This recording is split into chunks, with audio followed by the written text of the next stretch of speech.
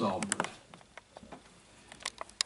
Alors je remercie les frères qui sont coopérants, mes deux frères qui à l'instant même viennent de se préparer à la lecture, remplaçant notre frère Victoire, et aussi je remercie Maxime pour son petit mot.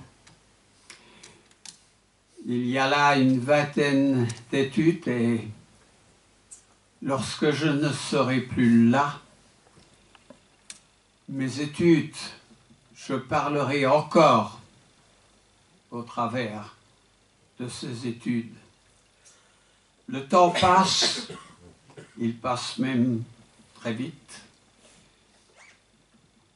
En méditant hier, tout à coup je me dis, mais dans 4 ans, nous fêterons nos 60 ans de mariage. Est-ce que nous nous rendons compte que le temps passe? Mais ce qui est important, c'est toujours d'être là, de continuer. Pas seulement pour soi, mais pour les autres. Et je pensais que l'Église doit continuer parce que vous êtes l'Église, vous êtes le corps de Christ. Moi, j'aurais été un sujet dans le royaume qui aura eu sa place, comme tous les personnages que nous lisons. Et c'est ça qui est important, c'est que nous prenions bien notre place. Alors aujourd'hui, je vais parler des Écritures en elles-mêmes. Parce que mon regard était attiré sur un passage où Jésus reproche aux Juifs en leur disant « Vous ne comprenez pas, vous ne comprenez ni les Écritures, ni... » Est-ce que quelqu'un peut ajouter le mot qui manque? Vous ne comprenez ni les Écritures, ni... Les traditions, oui.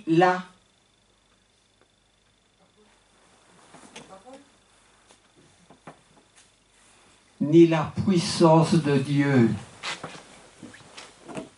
Et si on ne comprend pas les Écritures, on ne va pas comprendre la puissance de Dieu. Parce qu'après cela, Dieu ajoute, je suis le Dieu, je ne suis pas le Dieu des morts, mais le Dieu des vivants. Le Dieu d'Abraham, d'Isaac et de Jacob. Et Jésus signifiait par là que ces personnages, quoique étaient disparus sur la planète Terre, ils sont toujours vivants. Parce que Jésus dit « Je suis le Dieu des vivants » et il cite 3 personnages qui sont vivants, quoique morts sur la terre. Alors en parlant des Écritures, il y a un passage qui est très fort pour moi, c'est en hébreu. Ça doit être dans le chapitre 3, les versets 12 et 13, qui dit, le verset 12 dit, « Car la parole de Dieu est vivante, toujours vivante et efficace, plus tranchante qu'une épée quelconque à 2 tranchants, pénétrante jusqu'à partager âme et esprit, jointure et moelle. Elle juge les sentiments et les pensées du cœur. »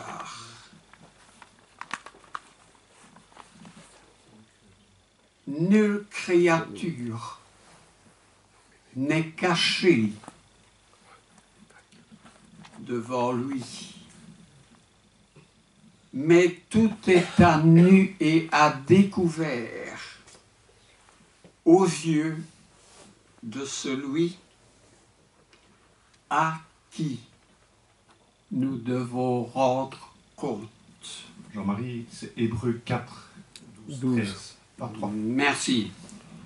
J'ai oublié de noter le chapitre. Mais j'ai photocopié ces quelques mots parce que j'avais une Bible de 1802 dans l'ancien français. Alors à la place des S, ce sont des F. Et le vieux français, on peut le comprendre, mais il s'écrivait quand même un petit peu différemment de l'orthographe d'aujourd'hui. Alors, oui, la parole de Dieu est vivante et efficace. Alors, on peut dire que le caractère unique de la Bible, suivez-moi bien, le caractère unique de la Bible réside dans le fait que Dieu se rend témoignage à lui-même. Réside dans le fait que Dieu se rend témoignage à lui-même et aussi dans la conception du Sauveur. Le fait que le Sauveur est un homme, en fait qu'il est Dieu, et que les hommes aussi seront sauvés par lui, est étranger aux autres religions. Alors, la Bible nous dit que le Sauveur est Dieu lui-même incarné en Christ dans un homme et que l'homme a besoin de Dieu. Donc le caractère unique de la Bible est que Dieu se rend témoignage à lui-même. Dieu est le seul qui se suffit à lui-même. Il n'a besoin, en fait, de personne. Il est autosuffisant. Alors, je vais un petit peu plus loin. La parole de Dieu, ou l'évangile de Dieu, nous lisons un passage en 1 Thessaloniciens au chapitre 2, verset 13, qui parle que la parole de Dieu est vivante. Si tu veux lire. 1 Thessaloniciens 2, verset 13. C'est pourquoi nous rendons continuellement grâce à Dieu de ce qu'en recevant la parole de Dieu que nous avons fait entendre, vous l'avez reçue, non comme la parole des hommes, mais ainsi qu'elle est véritablement, comme la parole de Dieu qui agit en vous et qui croyez, en vous qui croyez. Amen. Amen. La parole de Dieu est réellement dans la Bible que nous tenons en main. Réellement, cette parole qui vient de Dieu. Alors, la parole de Dieu, dit le texte qu'on a lu précédemment, est vivante, vivante et efficace. Vivante, qui produit l'effet qu'on attend actif et puissant. Si on prend un volcan qui est éteint depuis ce que les hommes déterminent, par exemple un volcan en Allemagne qui est endormi depuis 13 000 ans, mais en fait il est toujours vivant. Le sommet creux qu'on appelle la caldeira est rempli d'eau, mais on sait très bien qu'en dessous, ça bouillonne, il est toujours vivant. Il n'est pas mort. La parole de Dieu est efficace. Qu'est-ce que ça signifie, est efficace? On a dans le travail un collaborant qui est efficace. On a, lorsque l'on ne va pas bien, un médicament qui est efficace, qui est agissant. On dit qu'il est radical, il est valable, il est compétent. Eh bien, c'est ce qu'est la parole de Dieu. Elle est efficace comme un médicament que nous prenons lorsque nous sommes malades. Alors, Dieu interroge en disant, ma parole n'est-elle pas comme un feu? Ma parole n'est-elle pas comme un feu? C'est Jérémie chapitre 23, verset 29. Je dois le lire, Jean-Marie? Tu peux le lire. Jérémie 23, 29. Ma parole n'est-elle pas comme un feu, dit l'Éternel, et comme un marteau qui brise le roc? Oui. Un feu, nous parlions de ce volcan quand il entre en activité. Il est puissant. C'est un feu qui consume. Ma parole de Dieu, dit l'Éternel, est comme ce feu-là. Alors, la parole de Dieu est vivante et permanente, dit l'apôtre Pierre, 1 Pierre 1, 23. 1 Pierre 1, 23. Est Puisque vivante. vous avez été générés non par une semence corruptible, mais par une semence incorruptible. Ma parole est vivante et permanente de Dieu. Vivante et permanente. Qu'est-ce que ça veut dire permanent? Eh bien, ça veut dire une omniprésence, quelque chose qui ne s'arrête pas, quelque chose qui ne fait pas des hauts et des bas. La parole de Dieu est à chaque instant quelque chose qui répond à nos problèmes, qui nous donne des solutions. Elle est, dit l'apôtre Pierre, une semence incorruptible. Comprenez bien ce mot, semence incorruptible. Elle reste une semence. Lorsque nous semons une semence, nous l'avons dit, le grain meurt, mais donne naissance à une pousse. C'est quelque chose de permanent, qui ne s'arrête pas dans son processus. Si nous avons des légumes, des fleurs, tout ce qui meuble nos jardins repousse d'année en année. Les légumes donnent une semence, des graines, nous les plantons. La semence pourrit mais devient légume, qui à son tour donne une semence. Et les semences aujourd'hui qui produisent ce que nous avons besoin sont issues des plantes et des arrière-plantes et des plantes qu'on peut remonter pendant des siècles. Qu'est-ce que ça veut dire aussi une semence incorruptible, une semence qui régénère en quelque sorte? Elle est vivante et permanente. Alors, un autre passage est en Ésaïe 49. les 3 premiers versets. Ésaïe 49, 1 à 3. Écoutez-moi, peuple lointain, soyez attentifs. L'Éternel m'a appelé dès ma naissance. Il m'a nommé dès ma sortie des entrailles maternelles. Il a rendu ma bouche semblable à un glaive tranchant. Il m'a couvert de l'ombre de sa main.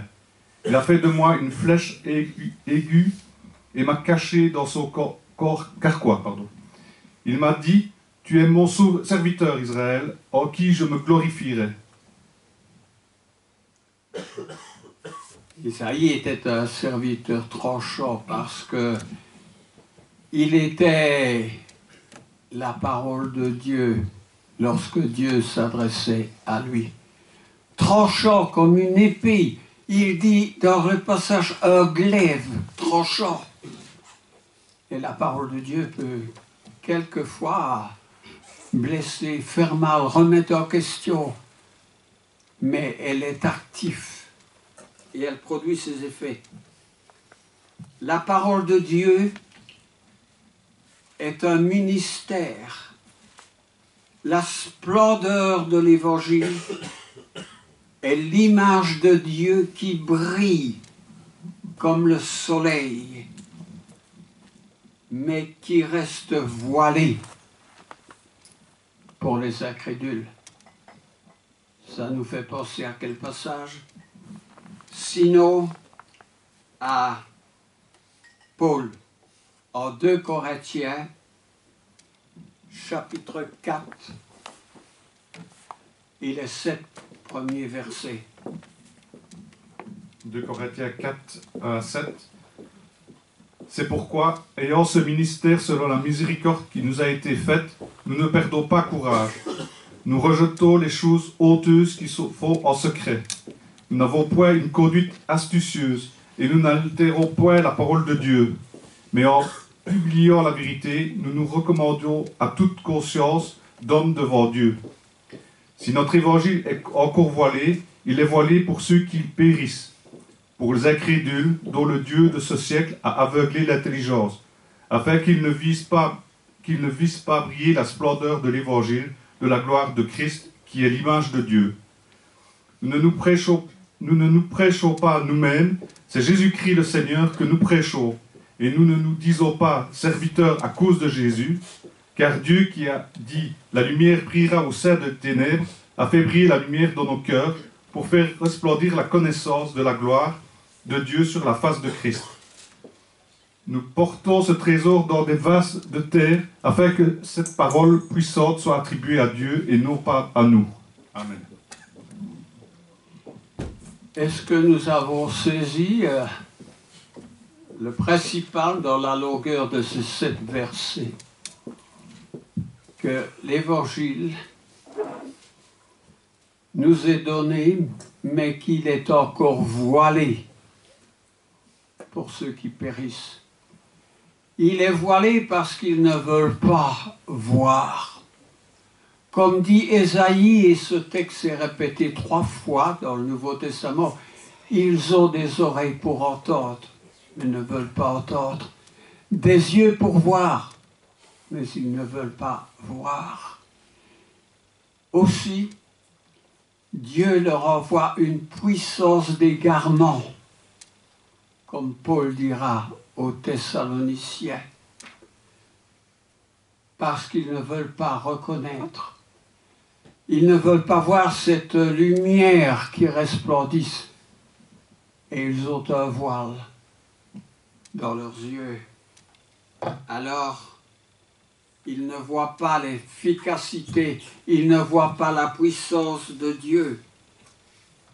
Mais cette puissance de Dieu pour nous, pour vous, pour toi mon frère, pour toi ma sœur, nous la portons dans des vases de terre, afin que cette puissance ne soit pas attribuée à nous, mais à Dieu. Nous la portons. L'Évangile est un trésor que nous portons dans des vases de terre, que nous sommes des vases de terre. Alors, qu'est-ce qui est important dans tout ça? Parce que nous allons dire Amen, Amen, Amen, oui, c'est bien, ah, tout à fait juste, moi je suis du bon côté. Mais dans tout cela, l'important c'est la connaissance de Dieu et des choses qui viennent de Dieu. En Osée, au chapitre 3, ou au chapitre 4, pardon, Osée chapitre 4, les versets 1, 6 et 12. 1, 6 et 12. Osée, verset 4, chapitre 4, verset 1. Écoute la parole de l'Éternel, enfant d'Israël, car l'Éternel a un procès avec les habitants du pays, parce qu'il n'y a point de vérité, point de miséricorde, point de connaissance de Dieu dans le pays. Verset 6. Mon peuple est détruit parce qu'il lui manque la connaissance. Puisque tu as rejeté la connaissance, je te rejetterai et tu seras dépouillé de mon sacerdoce. Puisque tu as oublié la loi de ton Dieu, j'oublierai aussi tes enfants. Verset 12. Mon peuple consulte son bois, et c'est son bateau qui lui parle. Car l'esprit de prostitution égare, et ils se prostituent loin de leur Dieu. Amen. Tout ce que l'on reçoit qui ne vient pas de la parole de Dieu. Vous ouvrez un journal, vous avez toute une colonne de médiums de 10 heures de bonne aventure, dont la Bible nous interdit de les consulter. D'autres qui consultent les astres par l'astrologie. Tout ce qu'on peut appeler consulter le bateau, en quelque sorte, eh bien là, Dieu dit qu'il se prostitue. Nous savons tous ce que le mot de prostitution veut dire. Eh bien, lorsque l'on fait ces choses interdites, on se prostitue, n'est-ce pas? D'où l'importance, tu as encore le verset 1 De Osée? Oui, Osée, chapitre 4. On peut le relire. Osée, chapitre 4. Ah, c'est ça? Oui. Donc, chapitre 4, 1. Écoutez la parole de l'Éternel, enfants d'Israël, car l'Éternel a un procès avec les habitants du pays, parce qu'il n'a point de vérité, point de miséricorde, point de connaissance de Dieu dans le pays. Amen. Point de connaissance de Dieu dans le pays. Je ne crois pas qu'il y a plus de connaissance de Dieu aujourd'hui qu'à cette époque. Et c'est un malheur. Parce que c'est la connaissance qui va nous mettre sur la bonne voie et qui va nous révéler la vérité. Il y a un passage, je ne sais pas si ce passage était dans la...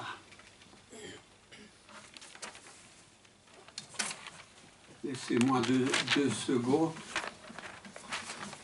Est-ce que tu as la feuille numéro 4? Oui. Oui. Peux-tu lire quelques extraits? Ah ben, j'ai la... Il y a l'importance de la prédication qui ne repose pas sur l'erreur. 2 Thessaloniciens 2, les versets 2 à 4. 2 Thessaloniciens 2, donc 2 Thessaloniciens 2, versets 2 à 4. Ouais. De ne pas vous laisser facilement ébranler dans votre bon sens et de ne pas vous laisser troubler, soit par quelques inspirations, soit par quelques paroles, ou par quelques lettres qu'on dirait venir de nous, comme si le jour du Seigneur était déjà là. Que personne ne vous séduise d'aucune manière, car il faut que l'apostasie soit arrivée auparavant et qu'on ait vu paraître l'homme du péché, le fils de la perdition. L'adversaire qui s'élève au-dessus de tout ce qu'on appelle Dieu ou de ce qu'on adore jusqu'à s'asseoir dans le temple de Dieu, se proclamera lui-même Dieu. La parole de Dieu nous met en garde contre l'esprit de l'erreur qui devait suivre le moment des apôtres lorsque ceux-ci allaient disparaître. Alors un passage qui se trouve aussi en 1 Timothée au chapitre 1 verset 3. 1 Timothée 1 verset 3. Et qui a manifesté sa parole et son temps par la prédication, excusez-moi, je vais recommencer. Et qui a manifesté sa parole et son temps par la prédication qui m'a été confiée d'après l'ordre de Dieu notre Sauveur. Amen. La prédication qui lui avait été confiée, eh bien la prédication de Paul était une prédication inspirée de Dieu, parce qu'il dira que toute écriture est inspirée de Dieu et utile pour enseigner, pour convaincre, pour comprendre, afin que l'homme de Dieu soit accompli et propre à toute bonne œuvre. Oui. Alors,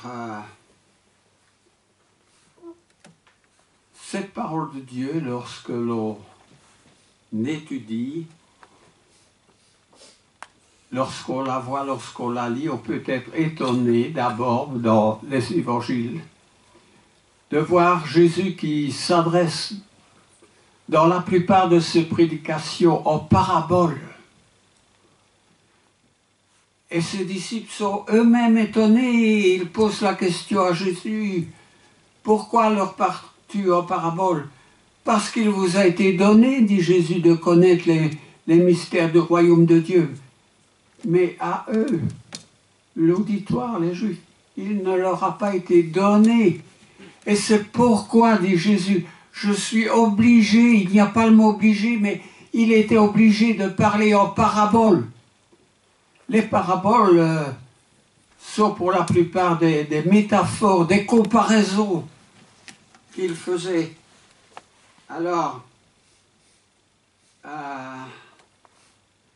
moi ce que je viens de lire, et on peut le relire, c'est en Matthieu 13, les versets 10 à 12.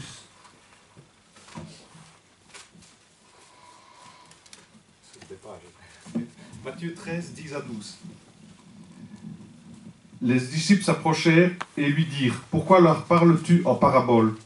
Jésus leur répondit, « Parce qu'il vous a été donné de connaître les mystères du royaume des cieux, et que cela ne leur a pas été donné.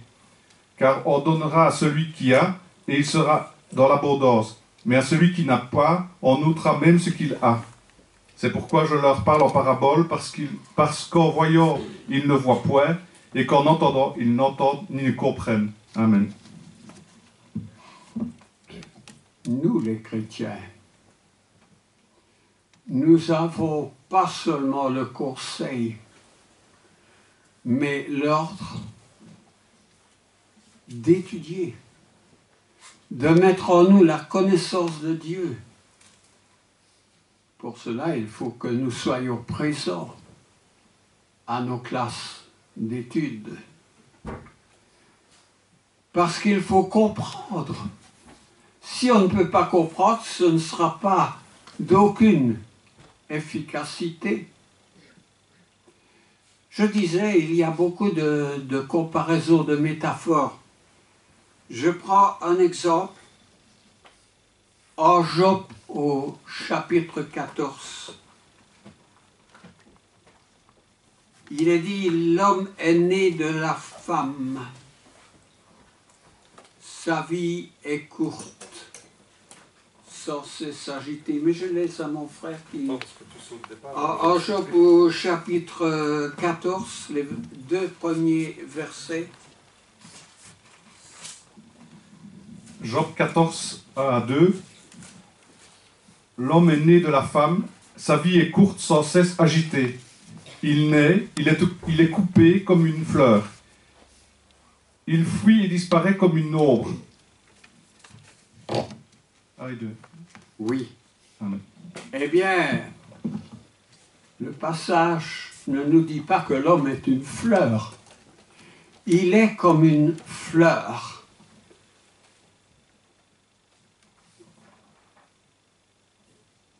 Il y a des personnes voulant justifier, par exemple, au niveau du culte, l'emploi des instruments de musique. Il le faut dans plusieurs passages, comme dans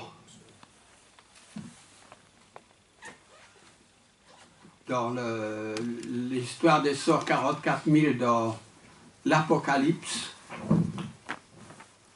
Et ce passage, nous le trouvons, et je l'ai ici pour le citer. Et j'entendis du ciel une voix comme un bruit de grandes eaux, comme le bruit d'un grand tonnerre. Et la voix que j'entendis était comme celle des joueurs de harpe, jouant de leur harpe, de leur instrument. Eh bien, il y en a beaucoup, j'ai entendu, mais qui disaient dans des passages, là, voyez-vous, il y a les instruments qui accompagnent les adorateurs, qui glorifient Dieu. Mais ce passage n'est pas un modèle pour l'adoration dans les églises. C'est une métaphore, une comparaison. Nous savons très bien que dans les synagogues, il n'y avait pas d'instruments de musique. Quand nous allons dans l'Évangile, nous voyons Jésus et ses disciples au jardin de Gethsémani, où il est dit, ils chantaient des cantiques. Et aussi en hébreu, il est rappelé que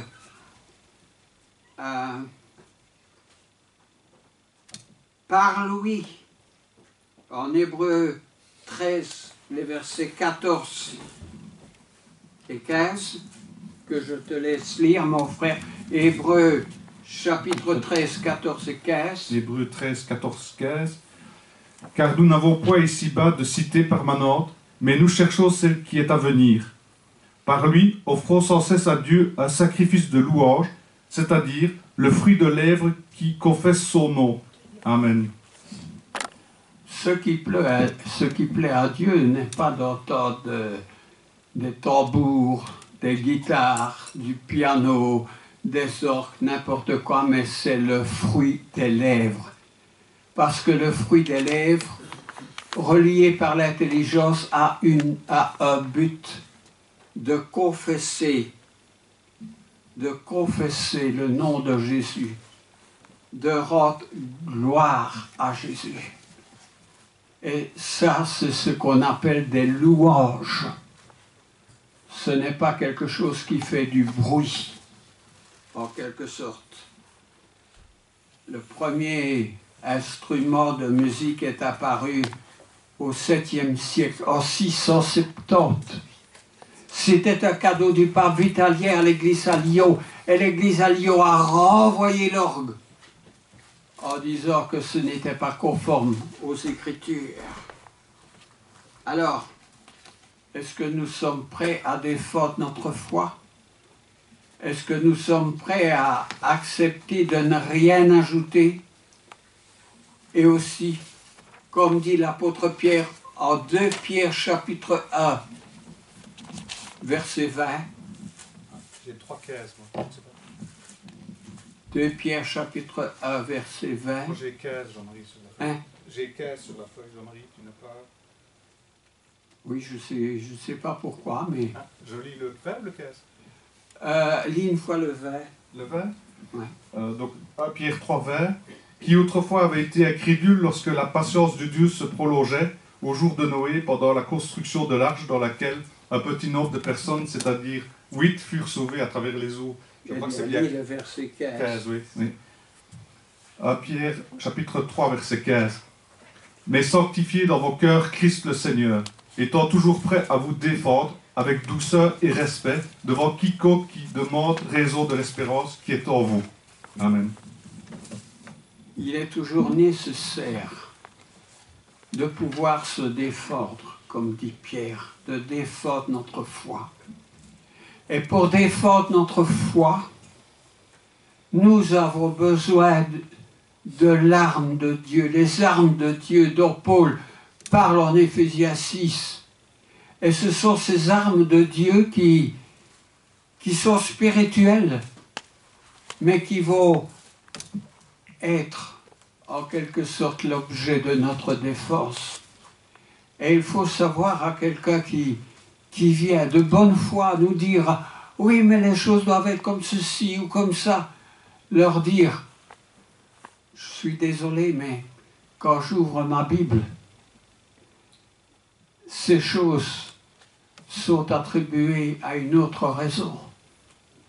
Et nous devons pouvoir être maîtres des Écritures. Mais si nous ne connaissons pas notre Bible, si nous ne l'étudions pas, si nous ne la lisons pas, si nous ne sommes pas pris en classe, nous n'allons pas pouvoir utiliser ces armes de défense. Imaginez, autrefois on avait des épées, on avait toutes sortes d'armes. Aujourd'hui ce sont des armes plus offensives.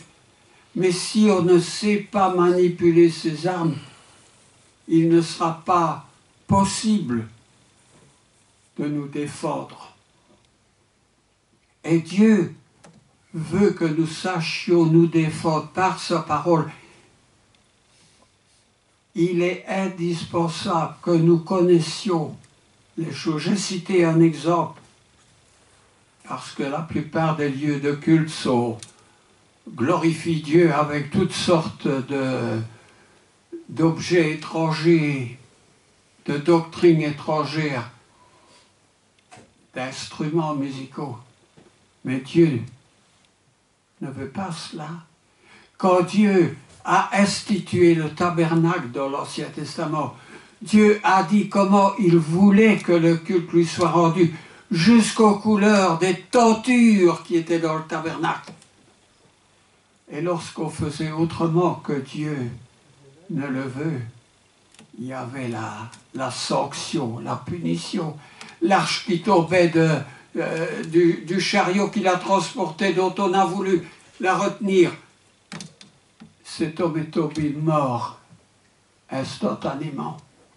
Le jour du sabbat, on ne pouvait pas ramasser du bois. L'homme a voulu ramasser du bois. Il a été mort, exécuté. Et l'apôtre Paul rappelle que toutes ces choses ont été écrites pour notre instruction, afin que nous ne fassions pas les mêmes bêtises qu'ils ont fait. Nous entendons à plusieurs reprises les hommes politiques aujourd'hui qui disent « Ne faites pas comme il a été fait à tel sujet, à tel sujet. » C'était une erreur. Même des présidents reconnaissent qu'il y avait des erreurs dans leur conduite, dans leur pensée. Alors, tenons compte des erreurs. Ne faisons pas. Si Dieu voulait qu'il y ait quelque chose, mais Dieu l'aurait signalé. Mais Dieu nous dit comment il veut que les choses soient faites, organisées, conduites. Et pour cela, nous avons besoin de la connaissance de Dieu pour que nous ne fassions pas des mêmes erreurs qui ont été faites autrefois. Je prie Dieu que sa parole, l'Évangile, la Bible, le Nouveau et l'Ancien Testament, soient dans notre esprit et que nous puissions avoir une bonne connaissance de ces choses-là, ce qui fera de nous des hommes et des femmes justes devant Dieu. Amen. Amen.